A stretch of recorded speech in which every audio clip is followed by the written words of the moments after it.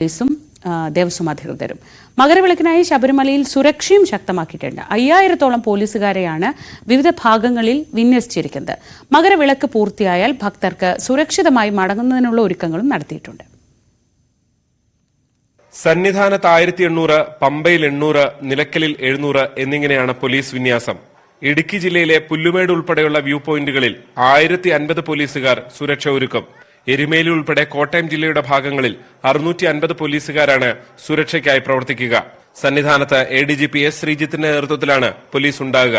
പമ്പയിൽ range IG Shyam Sundar, നിലയ്ക്കലിൽ IG Ajitha Begum എന്നിവർ നേതൃത്വം നൽകും. ഇപ്പോൾ തന്നെ നമ്മൾ കണക്കാക്കുന്നത് ഏകദേശം 1 ലക്ഷം ആൾക്കാർ ഇവിടെയായിട്ട് താമസിക്കുന്നു.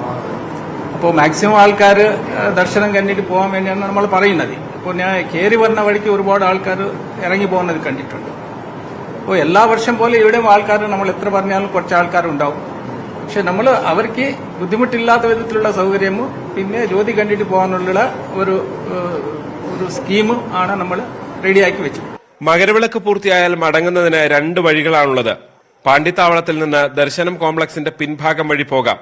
മാളികപ്പുറത്തു നിന്ന് ബെയിലി പാലം വഴിയും പോകുന്നതിന് ക്രമീകരണം ഒരുക്കിയിട്ടുണ്ട്. ഗവി ഉൾപ്പെടെയുള്ള മേഖലകളിൽ അനധികൃതമായി സംഘടിക്കുന്നത് പോലീസ് നിരീക്ഷിക്കുന്നുണ്ട്.